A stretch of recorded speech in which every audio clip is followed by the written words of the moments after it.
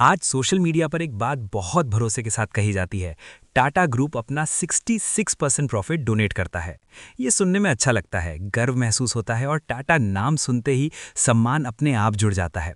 लेकिन सवाल ये है, क्या ये बात नंबर्स के हिसाब से सच है या हमें कॉर्पोरेट स्ट्रक्चर को गलत समझ रहे हैं?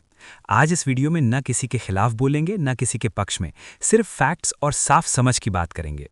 सबसे पहले ये समझना जरूरी है, टाटा ग्रुप कोई एक कंपनी नहीं है। टाटा ग्रुप का केंद्र है टाटा सन्स और टाटा सन्स की लगभग 66% शेयर होल्डिंग टाटा ट्रस्ट्स के पास है। यहीं से 66% वाला नंबर आता है। लेकिन ध्यान रखिए, ये 66% शेयर होल्डिंग है, 66% प्रॉफिट नहीं। यहीं पर सबसे बड़ी गलतफहमी पैदा होती है। अब इस बात को बहुत साफ तरीके से समझिए। 66% प्रॉफिट टाटा ट्रस्ट्स को नहीं जाता, 66% डिविडेंड टाटा ट्रस्ट्स को जाता है। अब फर्क समझिए, प्रॉफिट होता है कंपनी की कुल कमाई, डिविडेंड होता है प्रॉफिट का वो हिस्सा जो शेयर होल्डर्स को दिया जाता है। टाटा ग्रुप की कंपनियां प्रॉफिट कमाती हैं, लेकिन पूरा प्रॉफिट डिविडेंड नहीं बनता। प्रॉफिट का सिर्फ एक हिस्सा डिविडेंड बनता है और उस डिविडेंड का लगभग 66% हिस्सा टाटा ट्रस्ट्स को मिलता है, क्योंकि उनकी शेयर होल्डिंग 66% है। इसलिए साफ शब्दों में 66% प्रॉफिट डोनेट नहीं होता, 66% डिविडेंड टाटा ट्रस्ट तक पहुंचता है। अब अगला सवाल, क्या टाटा ट्रस्ट्स को मिलने वाला पूरा डिविडेंड डोनेशन में चला जाता है? नहीं, टाटा ट्रस्ट्स डिविडेंड रिसीव करते हैं, उसी डिविडेंड में से सिर्फ एक हिस्सा डोनेशन में जाता है, बाकी पैसा ट्रस्ट्स के पास ही रहता है। ये पैसा long term institutions, future projects, emergency funds के लिए रखा जाता है। डोनेशन कोई ऑटोमेटिक प्रोसेस नहीं है, ये प्लान्ड और नीड बेस्ड डिसीजन होता है।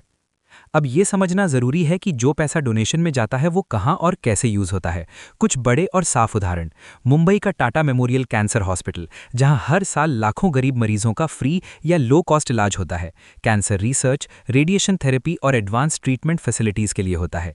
एजुकेशन में scholarships, universities, scientific research funding, rural health care hospitals, mobile medical units, vaccination programmes. यानी पूरा डिविडेंड डोनेट नहीं होता, लेकिन जो डोनेशन होता है वो ग्राउंड लेवल इंस्टीट्यूशंस पर खर्च होता है। अब सीधे नंबर्स की बात, हाल के वर्षों में टाटा सन्स को करीब 37,000 करोड़ के आसपास डिविडेंड मिला, जिसका सबसे बड़ा हिस्सा टीसीएस से आया।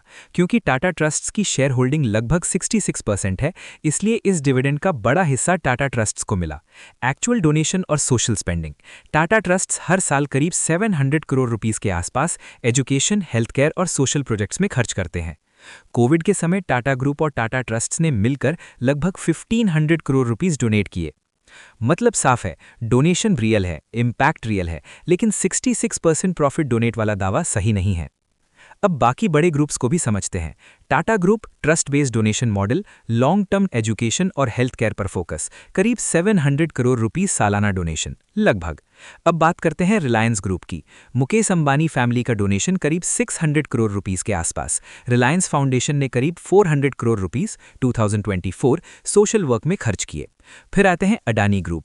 गौतम अडानी फैमिली का डोनेशन करीब 350 टू 400 करोड़ रुपीस। उनका focus education, health care, community development, infrastructure के जरिए फ्यूचर इंडिया में होता है।